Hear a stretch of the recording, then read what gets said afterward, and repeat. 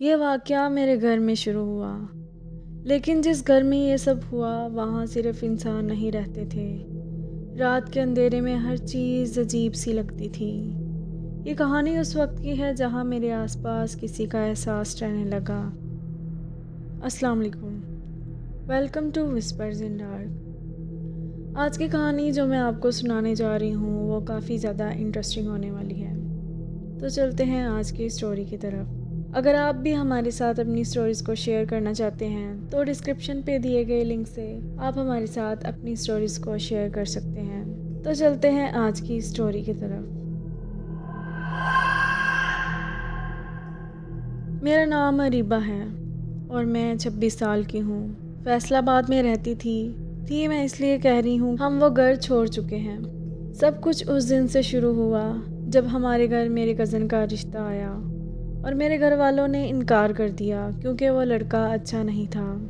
لیکن اس دن کے بعد سے میری طبیعت خراب رہنے لگی۔ میری امی نے مجھے کہا کہ بیٹا تمہیں کسی کی نظر لگ گئی ہے، روز بیمار رہتی ہو۔ میں یہ سن کر ہنسنے لگ جاتی تھی اور کہتی تھی کہ میں اتنی پیاری نہیں ہوں کہ مجھے کوئی نظر لگا جائے گا۔ لیکن مجھے یہ سمجھ نہیں آیا تب کہ نظر صرف پیاری چیزوں کو نہیں لگتی۔ لیکن پھر آہستہ آہستہ چیزیں بدلنے لگیں۔ رات کو بہت مشکل سے نیند آتی، لیکن آدھی رات اچانک آنکھ کھل جاتی تھی اور ہر دفعہ ایک چیز محسوس ہوتی تھی کہ کوئی میرے سرہانے کے قریب کھڑا ہے۔ میں آنکھیں بند رکھتی، دل زور زور سے دھڑکتا۔ کبھی کبھی مجھے لگتا کوئی میرے بال چھو رہا ہے۔ بہت ہلکا سا مجھے یہ محسوس ہوتا تھا جیسے کوئی ہوا ہو۔ میں امی کو بتاتی تو وہ کہتی کہ رات کو آیت الکرسی پڑھ کر سویا کرو، پھر تمہیں ڈر نہیں لگے گا اور نہ ہی تمہیں ایسی چیزیں محسوس ہوں گی۔ ایک دن گھر کی صفائی کرتے ہوئے امی کو الماری کے پیچھے سے ایک چھوٹی سی پوٹلی ملی۔ پوٹلی کے اندر کالے دھاگے، نمک، بال اور ایک کاغذ تھا۔ کاغذ پر صرف میرا نام لکھا ہوا تھا اور اس کے ساتھ کچھ ایسے کلمات لکھے ہوئے تھے جو مجھے سمجھ نہیں آ رہے تھے اور نہ ہی وہ زبان سمجھ آ رہی تھی۔ امی کا چہرہ پیلا پڑ گیا۔ اس رات گھر میں عجیب سی بو تھی، جلی ہوئی چیز کی، جیسے اسے کہیں رکھ کر چھوڑ دیا گیا ہو۔ وہ جو چیز ہم نے دیکھی تھی جو کاغذ میں لکھی ہوئی تھی، اس کا ذکر نہ میری امی نے اور میں نے گھر والوں سے کیا۔ میں نے رات کو خواب میں دیکھا کہ ایک کمرے میں بیٹھی ہوں، سامنے ایک آدمی ہے لیکن چہرہ صاف نہیں ہے اور ہاتھ میں وہی کاغذ ہے۔ وہ مسکرایا اور بولا، میں تمہیں چھوڑوں گا نہیں، اور کیا کر لو گی تم؟ میں چیخ کر اٹھ گئی۔ اس دن کے بعد میری طبیعت گرتی چلی گئی۔ ڈاکٹر کے پاس گئے تو ٹیسٹ بالکل نارمل آئے، لیکن میں اندر سے ختم ہو رہی تھی۔ مجھے اپنا آپ کھوکھلا محسوس ہوتا تھا، جیسے میرے اندر میری روح چیخیں مار رہی ہو اور وہ بہت زیادہ بے چین ہو۔ پھر ایک رات میں نے اپنی امی کی آواز سنی، اریبہ بیٹا پانی پلا دو۔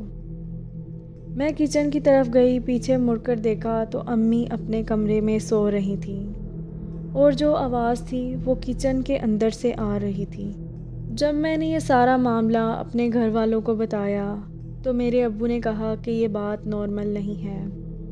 اس دن ابو نے کسی بزرگ کو بلایا۔ انہوں نے گھر میں قدم رکھتے ہی کہا، یہاں کچھ بندھا گیا ہے۔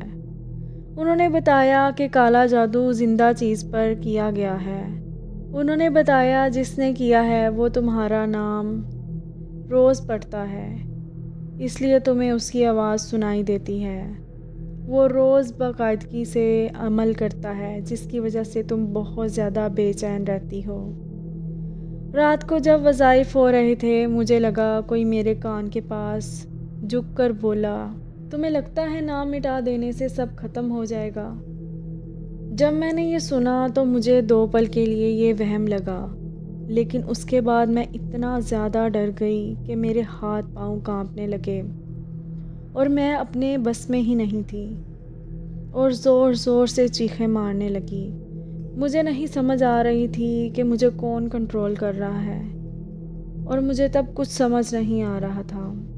پھر اس کے بعد میں بے ہوش ہو گئی۔ میرا علاج چلتا رہا لیکن مجھے اس گھر میں سکون نہیں ملا۔ مجھے اس گھر میں ہر وقت بے چینی رہتی تھی اور عجیب سی گھٹن محسوس ہوتی تھی۔